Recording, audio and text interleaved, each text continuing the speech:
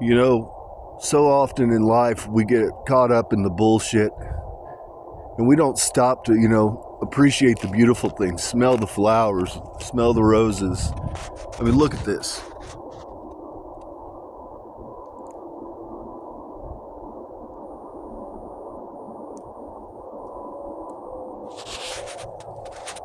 That's God's glory.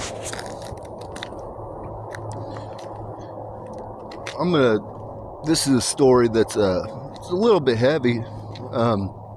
When I was younger, I was abused. I was treated pretty poorly. I was a very feeling person. And so what that led to is I was pretty much a trash can for every kind of drug there was. I was an addict. I was a junkie. Not just an addict, I was a junkie. I was on the needle for about 12 years. And it ultimately led to me, I'm a whiz at chemistry. And so it led to me ultimately where I started cooking dope, you know what I mean? And I got caught up in a case in 2012. And you would think I got a bunch of time over my head. That's why I'm on the bracelet right now. I'm wrapping all this up. So, we're talking about 13 years later, I'm still dealing with this case that I caught for fucking methamphetamine in 2012. So, anyhow, I'll start with this. First and foremost, I was gonna die. When I talk about these stories about God has to sometimes set you aside, well, that was an instance that I had to be set aside. I was gonna die. No ifs, ands, or buts. I was riding the lightning. But when I got set aside, what that did was I didn't stop my bullshit. When I went into prison, I was still involved in trafficking. I worked in the barber shop, and ultimately I got put under investigation, and then one thing led to another, and I ultimately got about 19 and a half months in solitary confinement, which is like Supermax. It's level 5. You're in about an 8.5 by 6.5 cell. And you're fed through a slot.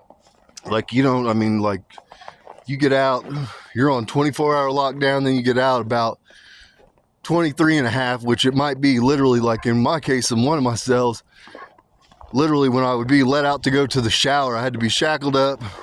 You have to lay down on your stomach, be shackled, your ankles, your wrists. And literally that's just to walk across, to take 5 steps to go across the hall to where the shower is. And so, when I was in there, this is where it comes back to. When you're born, we take a lot of things for granted, but if God gifted you a good mind, a valid mind, man, it is so valuable. Because what I learned in there was I was in there, and 19 and a half months that's a hard time in solitary confinement. But I read the Bible cover to cover twice. I had fallen from God. I was raised in the church, but I grew angry when I was younger, and so I had fallen from God. But while I was in there, ultimately I'd filled my time by reading the Bible, a couple different versions, and now I still wasn't a saved person, but it gave me something to read while I was in there. And so with that, when you are in there, I saw people, rub feces on themselves. I saw people attempt to commit suicide.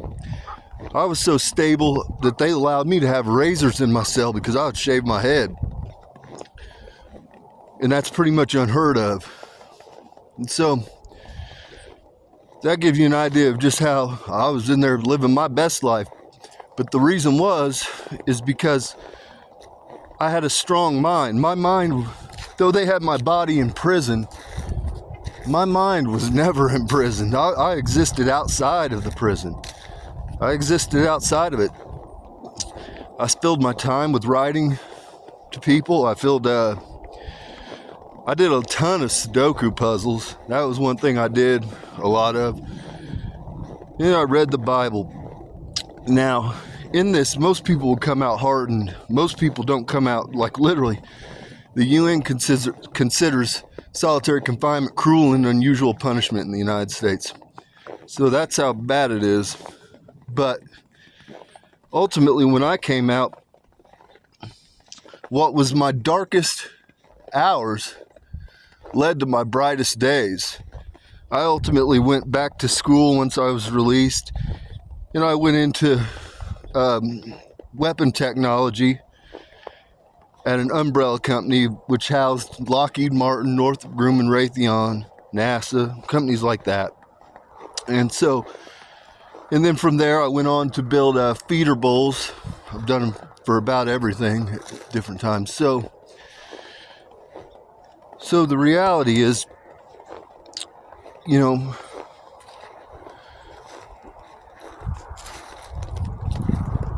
treasure your mind, treasure your freedom. Because I'm telling you, when you have a weak mind, a mind that you don't take care of and keep sharp, when you get put into these situations where you're isolated, even if you're like not in solitary confinement, if you're in the world and you're feeling isolated, man, it gets dark and heavy because your mind is trapped within the vessels. You have to be able to live external of the vessel. You have to have that connection to God, to something that's higher, and you have to have the ability to envision things. And so, the moral of the story is, what was my darkest hours led to my brightest days. And that's what you have to hold on to hope. Sometimes you got to get set aside, and sometimes you got to be in really shitty conditions. Like, there's no shittier condition than solitary confinement, I can assure you.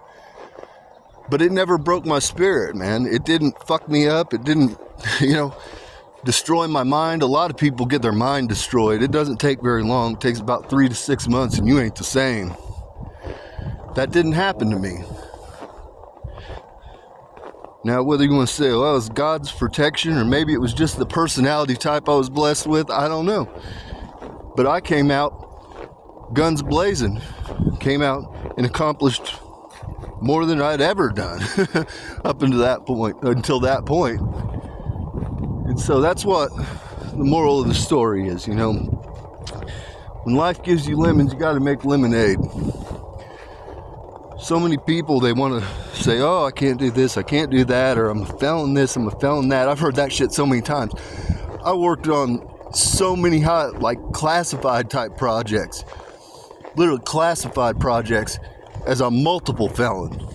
So I don't buy that bullshit. You just have to apply yourself. You have to stop making excuses. A lot of people, they love to make excuses why they can't, why they won't, why they shouldn't, why they don't. Fuck out of here. Fuck out of here.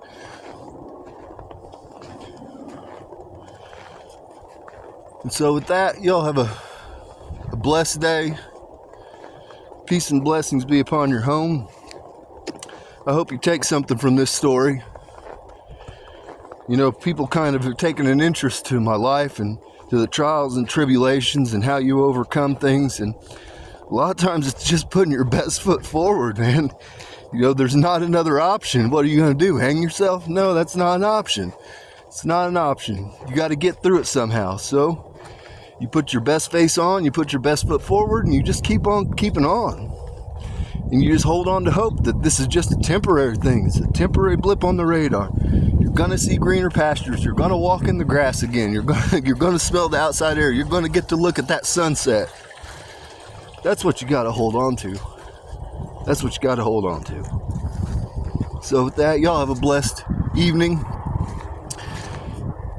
Y'all take care.